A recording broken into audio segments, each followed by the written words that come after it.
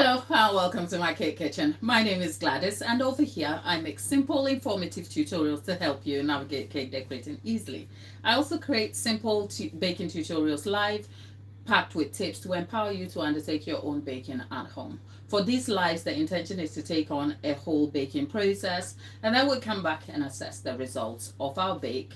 If there are corrections to be made, we talk through that. And if there are lessons to be learned, we take that on to our next baking sessions. There are a catalog of tutorials both on the homepage and in live sessions packed with tips to help you. So if you've just chanced onto this video, hello and welcome. I hope you find some value in this video and some of the others that are on the channel. So do peruse around the homepage to see some of the videos that are on there, and I hope you find some value in them. Today we're making a rather simple classic vanilla cake, but this is no ordinary vanilla cake. This is actually my own recipe that I created and adapted. I have baked this 1,001 times on this channel. Videos of the same recipe is a wash on the channel here, but today we're doing something rather peculiar with this particular recipe. And the reason being, I recently hosted a couple for a wedding cake tasting and they loved their cake. The tasting sessions and consultations are part of the wedding cake making process, where a couple is invited to have a taste of their cake, and then we talk through their preferences in the hope that all that information will lead to their cake that will be amazing for their grand day. The feedback from this session, however, was that whilst the couple loved their cake, they would have preferred the cake being a little bit lighter in texture. Now, there is a ton of reason about that. It doesn't make the cake any less good. In fact, my recipe has been the same that I have used, received great feedback. But I also understand that people's preferences are very unique and peculiar. And the hope of a custom cake product is to be able to tailor each cake to the preferences of the individual purchasing it. And in this case, the couple would have preferred a lighter textured cake. Now, without boring you with the science of a lighter textured cake, I'll preface anything I'm going to say here by beginning to say a homemade cake is always going to be different in texture to a short bought cake, only because the ingredients are different and techniques are completely different too. So the cake you may get from a home baker may vary slightly from that of your supermarket brands. And another thing is that some other people use box mixes. Box mixes are always going to derive a completely different texture and result from bake from scratch. That does not make one better than the other. It's a case of preference, goals that one is aiming to achieve for a particular baking product, and also what one views as their own preference. For me, most of my cakes are baked from scratch, and I have nothing against box mixes, but I prefer to bake from scratch because I like to get into the science of that, adapting recipes to tailor the circumstances that are present to me. As a result of that, I thought I'm going to undertake this adaptation process with you over here for this couple, and we'll see what the results are. Having said that, there are a few things that may influence the texture of a particular cake. Besides technique, ingredient selection, and the process itself, there are various ways and various techniques. You have the creaming process, you have the reverse creaming, you have the sponge cake making technique where the egg whites are beaten separately and added to the mixture. You have the process where the eggs are cooked over some warm heat and then whipped up before the dry ingredient. There are various techniques that will enhance a particular outcome for you. However, for me, faced with this specific challenge, the goal is to start from what I know already, which is that my cakes are baked from using the creaming method. So the intention is to be able to start from what is known and then we edge into the place of unknown. I am well aware that I could have simply swapped the entire process and taken a whole different recipe that requires a different technique to adapt and then create a whole different cake with the outcome in mind. But like I said, I'm starting from the place of known and then we edge into the unknown. And the unknown here is to be able to select my ingredients differently and adapt them slightly and see what the outcome is. I say all that to say, in this bake, we don't know what results we are going to get, because in the what I could have done is undertake this, test this in my kitchen, and then come back and give you the results. But part of the baking sessions live is to bring you behind the scenes so you can see what actually goes on with the baking process. As a cake maker, I don't just make and decorate cakes. I love the art of creating recipes that will result in great tasting cakes. And I have also been contacted to adapt certain recipes for bakers where they are struggling, because having a good understanding of the baking process, including how ingredient selection affects your outcomes, will be a good way to be able to troubleshoot any issues that may arise. Because trust me, whilst baking is a science, science can be slightly unpredictable on certain days in your kitchen, and the results aren't always perfect. Having said that, part of one thing to consider when you're talking about the structure and crumb integrity of a cake is to think about what the use of that cake is for. So for, say, the lighter sponge cakes, they're great for texture and probably taste, but they're not great for stacking, because the lighter the cake is, the more susceptible it will be when other cake tiers are stacked on top of it. They may not be able to withhold the weight of towering cake layers, even with the use of dowels in your cake. So I optimize my cakes with structure in mind, so that they are firm enough but not dense. But the subject of whether a cake is lightly textured or dense is a case that is very subjective, and it's connected to different preferences. So without having to bore you so much, the intention today is to try and adapt an original recipe,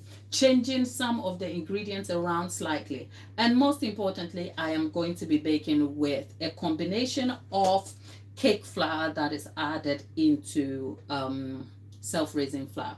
My original recipe uses self-raising flour without the use of extra leavening in the flour, and there's a peculiar reason for that, which I have explained. I'll link some of all those resources in the description box for you to check out. But in this live, the goal here is to adapt this recipe, ensure that we have a lightly textured crumb. So I'm going to be talking you through what I have done differently, why I have made those choices in my ingredient selection, what may be different in my technique, and then hopefully we can get a bake, and then we'll see. I'm a little bit nervous about this because it's the first time I am actually, it's not the first time, because I have had a few cake fails and I have been vulnerable enough to put them out here. And that is because we learn from our mistakes. And the goal of these processes is to teach and inspire and to correct. So we show our mistakes here. We are proud and loud about it. So if this goes to a flop, hey,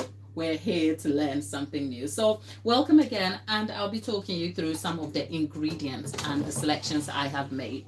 So over here, I have margarine. The quantity here hasn't changed at all. I will put the information about the original recipe in the description box below when the live is done, and I will also leave some notes about what has changed, if there is any at all. So I start with margarine. This is Flora margarine, which I love to use. I have left this at room temperature, but it is slightly melted, and the reason is that I want to start this with the margarine a little bit more spreadable than I would normally have it, but that is okay. There's also caster sugar. I'll leave quantities in the description box for you as well. There's also caster sugar, which I will be adding to the margarine, and that is going to be creamed. Now, the original recipe calls for, I think, 275 grams of broken eggs. Over here, there is 290 grams of eggs here, and there's a reason for that. I'll explain in a moment. Next, there is 100 grams of full fat blue top milk over here. That is to add moisture to the butter. Now for the flour, we have 475 grams of flour in total, but 225 grams of that is self-raising flour, and then we have 250 grams of cake flour. Now, why am I using cake flour here?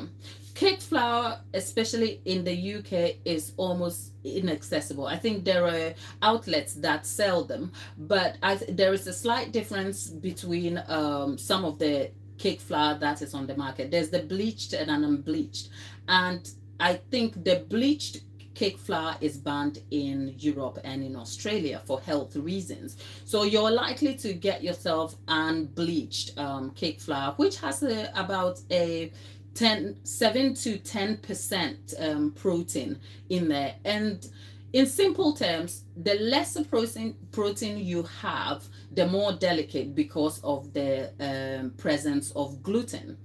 The more the quantity of protein you have, which is for say flat plain flour. For plain flour, you have about 10 to 12% protein, which means you end up with a gluten formation, which can cause harder looking bakes for say bread. But for cakes, again, but I can't talk. I'm tongue tied. I apologize. For cakes, the more gluten you have in a flour, the denser your cake is, depending on the technique. This is an oversimplification.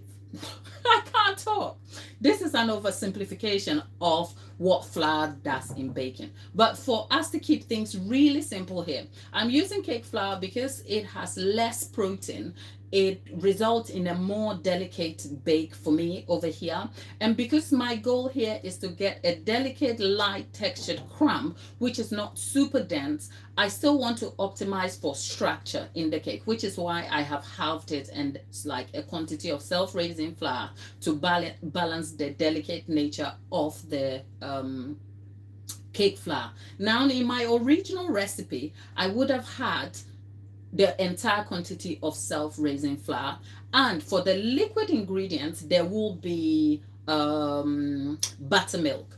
I have chosen to use milk here, and because this is a testing recipe, I am not going to be sure about the result and outcome until the cake is baked, and I will have a look and see if it is what exactly I was optimizing for.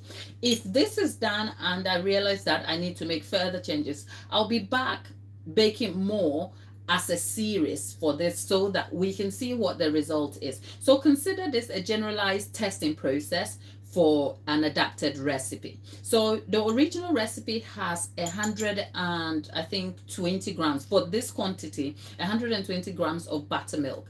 I have actually substituted the buttermilk for milk occasionally, but for the milk I have added vinegar, which then enhances the flavor and also slows down gluten formation and causes the bake to be a little more tender, guaranteeing a very delicate crumb.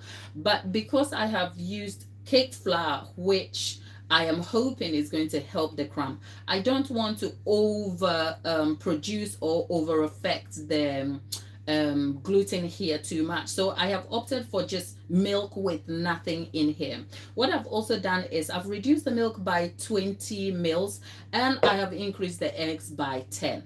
So in the original recipe, there's 275 grams of eggs that are beaten. I weigh my eggs and the eggs are broken and weighed, not the whole eggs. So I have 290 grams of eggs here, which is 15 grams more than the original recipe.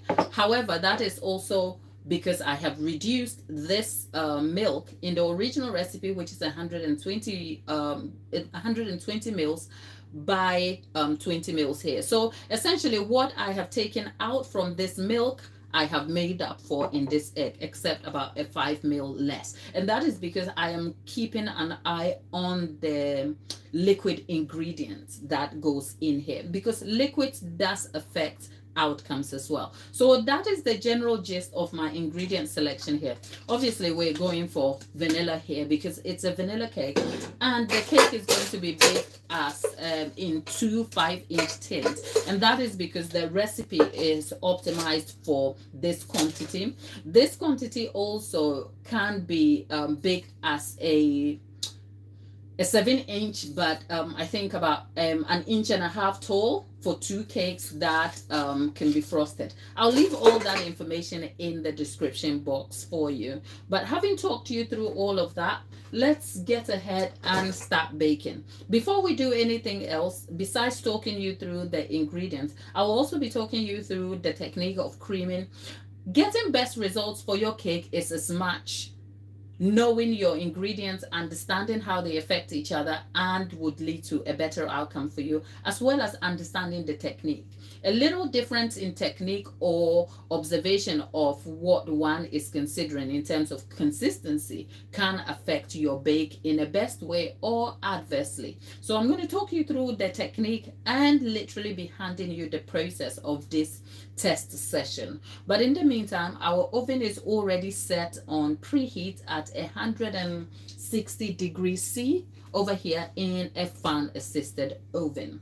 Different ovens will yield you different results, so you want to be able to understand your oven and how that affects you and use it accordingly. In the meantime, I'm using my Kenwood K mix here for convenience. The quantity we have here bakes, you can use a hand mixer. So if you don't have a stand mixer here, worry you not. You can obviously use what am I looking for? You can obviously use a hand mixer, and I've demonstrated the use of that in previous videos, all of which will be linked in the description box for you. So into the stand mixer goes in the margarine, and then the vanilla goes in here. Over here we don't measure the vanilla, we pour enough in there and then it works. Having said that, let's see, right, I'm going to cream this for about 4 minutes, and then in the 4 minutes we will see the consistency change. The creaming process allows the margarine and sugar to be mixed together whilst creating air pockets as well. So I'll come back and then we'll add the eggs and then we'll see how that goes.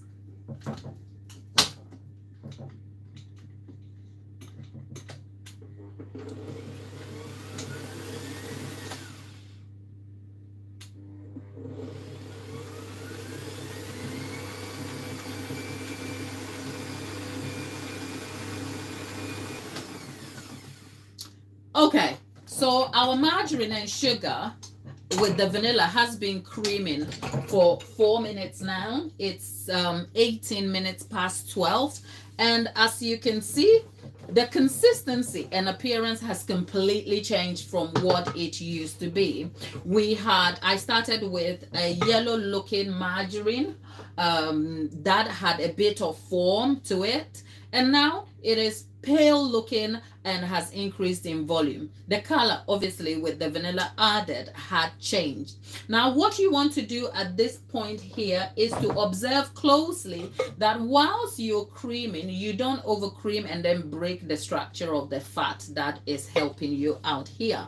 So what you want to look out for is that the creamed mixture is firm, and when you shake it slightly, it can fall through. Now this process and the timing can be affected by weather conditions. Obviously it's cold in the UK. We're edging into summer. I'm not sure, don't quote me on that. We're edging into summer and we've had warm days. If the weather was warmer with a warmer kitchen, I'll probably cream this a little less time, but over here 6 minutes today, 4 minutes today works better. In the winter I have encouraged creaming it up to 6 minutes. So some of these things are important to be considered when undertaking a particular bake. But at 4 minutes, I think I have gotten exactly the result I need here. And what I am going to do now is introduce the eggs into the mixture here.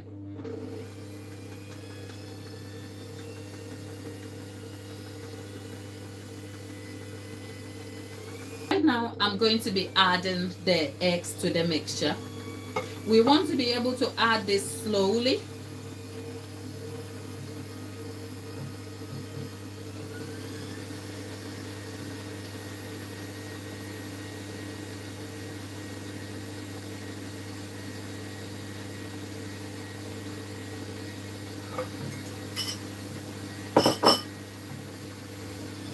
And whilst that is added, what I'm going to do is I'm going to scrape the sides all in and leave this to beat for another, say, 2 minutes, and then we'll come back and we'll add the flour.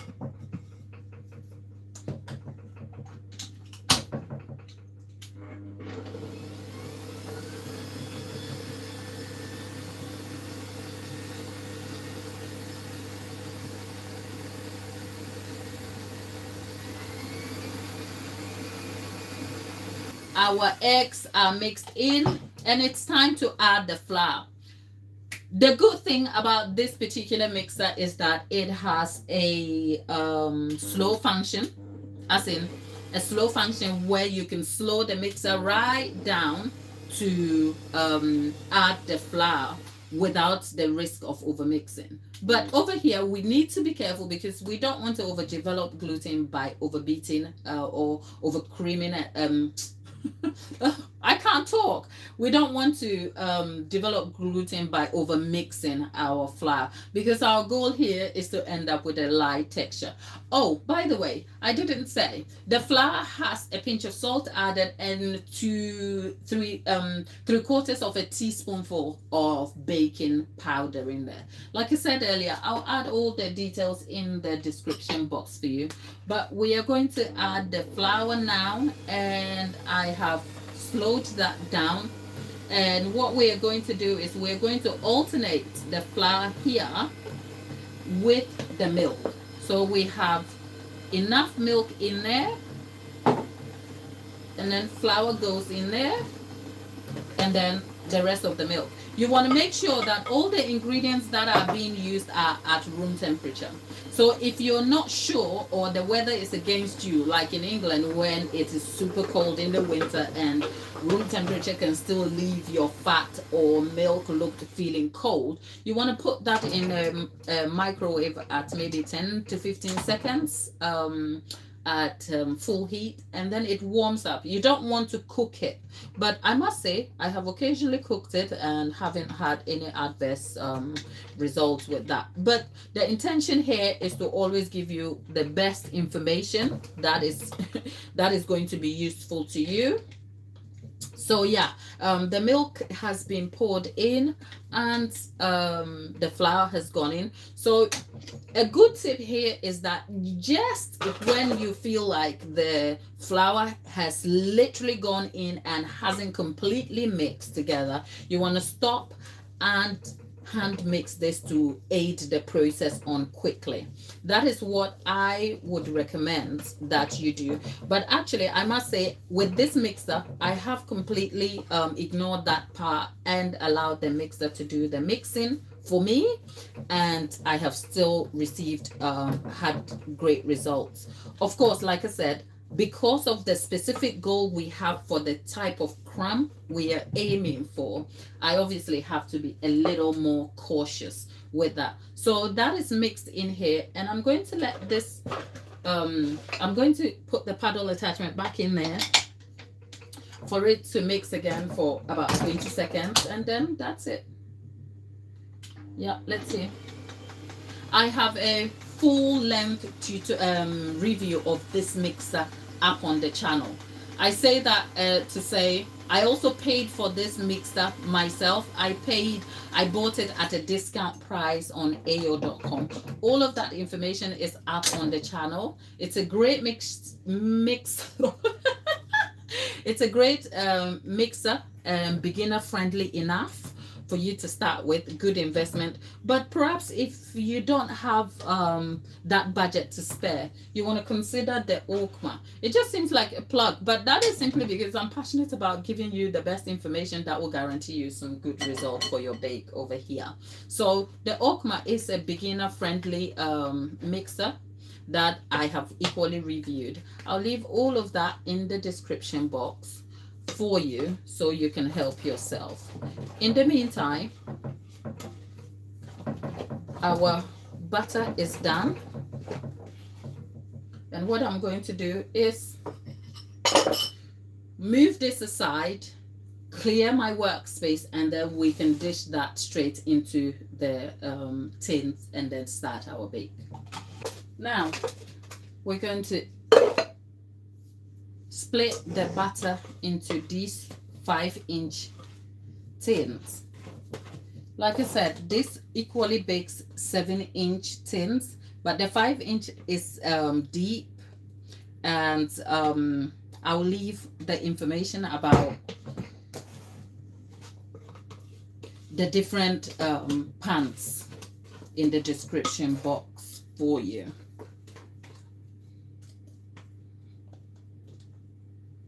In the meantime, apparently you can make your own cake flour.